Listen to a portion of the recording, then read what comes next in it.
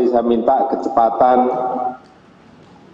agar bansos ini sampai di tangan keluarga penerima betul-betul semakin cepat diterima akan semakin baik. Saya minta minggu ini sudah semuanya bisa diterima. Dan saya minta Mensos, juga gubernur, bupati, wali kota, camat, sampai kepala desa turun ke lapangan menyisir. Saya minta juga diberi fleksibilitas kepada daerah agar kalau ada warga yang miskin yang belum dapat segera bisa dicarikan solusinya. Saya juga minta data penerima bansos dibuka secara transparan. Siapa yang dapat, kriterianya apa, jenis bantuannya apa, sehingga jelas tidak menimbulkan kecurigaan-kecurigaan dan kita bisa melakukan segera koreksi di lapangan. Tadi sudah saya sampaikan mengenai persoalan timing, betul-betul harus di manage secara baik. Karena ada bantuan dari pusat, dari daerah, kemudian juga dari desa. Kita lanjutkan kembali perbincangan dengan Mas Andi, salah satu warga di Trenggalek, Jawa Timur yang masih belum mendapatkan bantuan hingga saat ini. Mas Andi, boleh bercerita nggak kepada kami, karena Mas Andi sudah terdampak ya, sudah 2 bulan menganggur, tidak ada pemasukan sama sekali. Pernah berupaya nggak tanya ke perangkat desa setempat untuk mendaftarkan diri bahwa Mas Andi adalah orang yang membutuhkan bantuan sosial itu? Kalau itu sih rencananya sih mau ke sana, tapi belum jadi. Dari kemarin dapat itu brosur dari Pak Agus Polisi Trenggalek itu. Nah, akhirnya saya menghubungi itu, nomor itu. Kemudian ya, di saya WA, dijawab lagi, ya sudah Mas Tampan tunggu sebentar lagi bantuannya datang gitu. Jadi, berarti bantuannya dari Polres ya? Iya, dari Polres Trenggalek. Sebelumnya dari Pak RT, mungkin RW, sejak COVID ini ada yang nanya-nanya nggak ke warganya, datang mungkin keluhannya seperti apa, kebutuhannya seperti apa? Kalau Pak RT RW sendiri nggak pernah datang. Baik. Kalau nanya ke warganya ini gimana itu nggak pernah ada. Jadi vakum di rumah aja gitu. Baik. Mungkin takut warganya ada yang kena gitu, itu takut. Baik.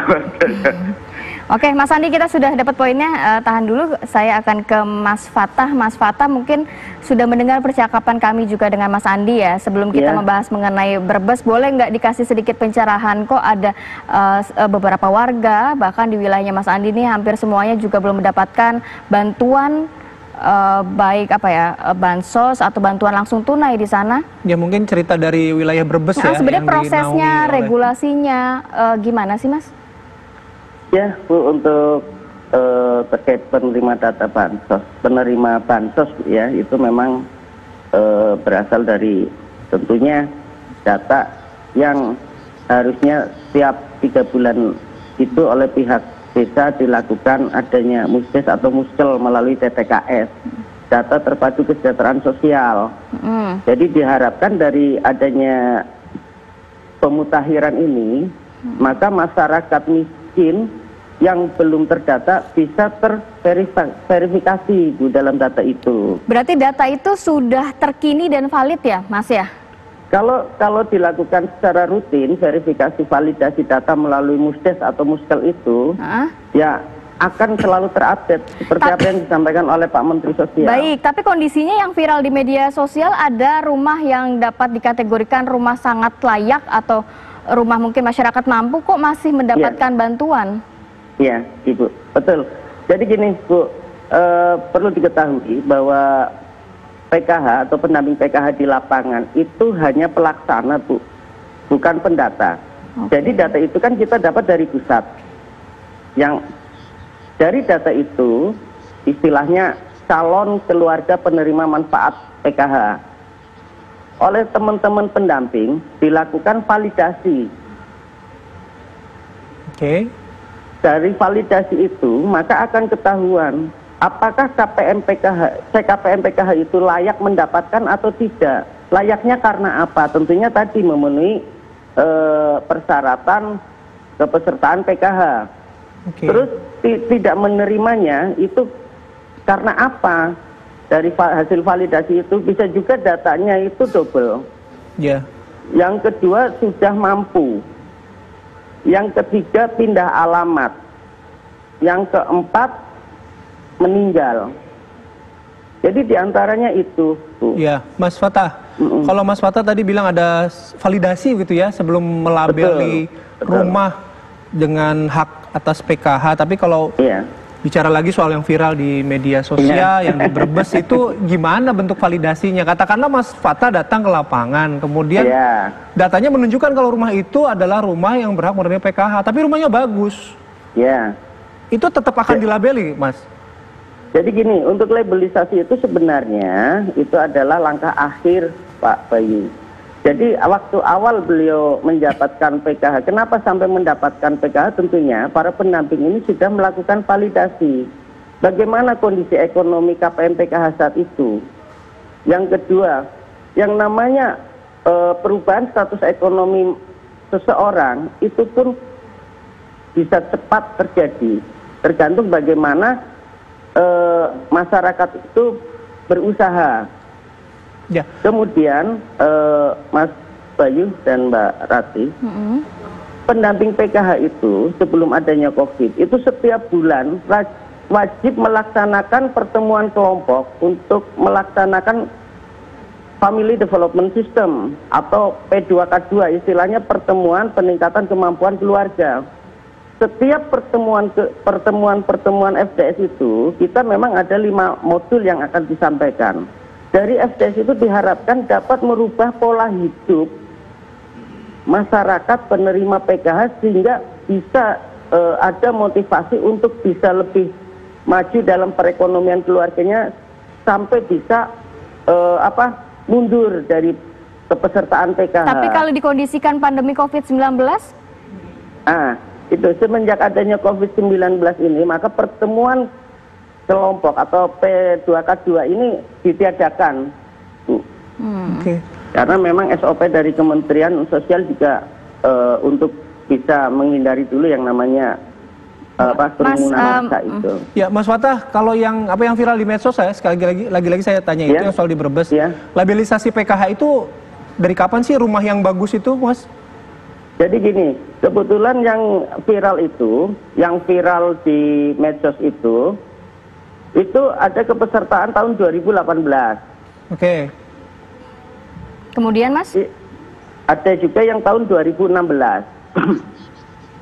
Dan dari hasil labelisasi yang sempat viral itu, mereka kemudian mengundurkan diri semua, Mas Bayu. Jadi 2018 itu rumahnya sudah sebagus itu atau gimana? Kalau bicara rumah sebagus itu memang biasanya bertahap, Bu. Dan perlu diketahui di Salem sendiri itu ada istilah kayak kearifan lokal.